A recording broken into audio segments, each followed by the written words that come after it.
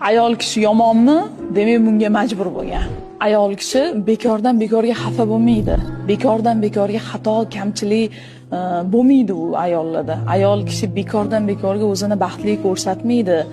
Ayollar nimagadir majbur bo'lsa, o'shanda qiladi o'sha ishni. Ayol kishining fitratida bor bu narsa. Ayollar undoq, ayollar bundoq, atayin qilgan shu narsani deyishdan oldin uni fitratiga e'tibor qarating. Fitratida yo'q u narsa. Ayollarni har qanday ayolni yo'lga solsa bo'ladi. Shirin muomala, shirin so'z bilan.